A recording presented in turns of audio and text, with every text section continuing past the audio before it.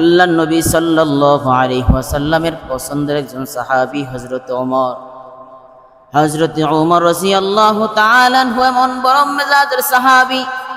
হযরত ওমর যদি কোনো সিদ্ধান্ত নিতেন, কোনো মত নিতেন, তো আল্লাহ তাআলা হযরত ওমরের সিদ্ধান্ত পছন্দ করে ফেলতেন। হযরত ওমরের সিদ্ধান্তের ব্যাপারে আল্লাহ তাআলা সিদ্ধান্ত মুআফিক 21টা কোরআনের আয়াত নাজিল করেছেন।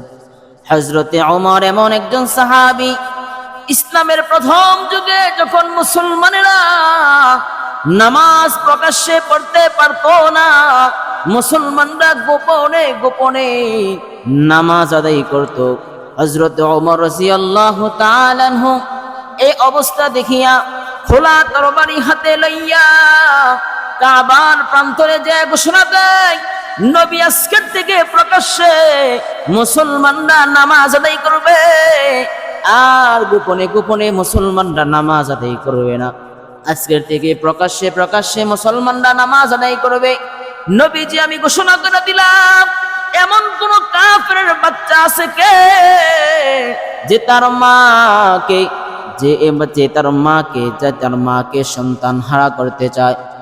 এমন কোন বাবা আছে যে তার সন্তানদেরকে এতিম করতে চায়? এমন কোন স্বামী আছে যে তার স্ত্রীকে বিধবা করতে চায়? আসো, আমি ওমরের তরবারির সামনে আসো।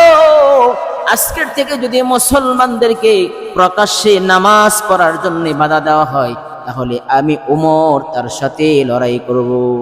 হযরত ওমর রাদিয়াল্লাহু তাআলা আনহু এমন একজন বড় মাপের সাহাবী। হযরত ওমর যে সিদ্ধান্তগুলি নিতেন, আল্লাহ তাআলা সিদ্ধান্তগুলি পছন্দ করে ফেলতেন। আল্লাহ তাআলা কোরআনের আয়াত নাযিল করে দিতেন। হযরত ওমর এমন একজন বড় মাপের সাহাবী।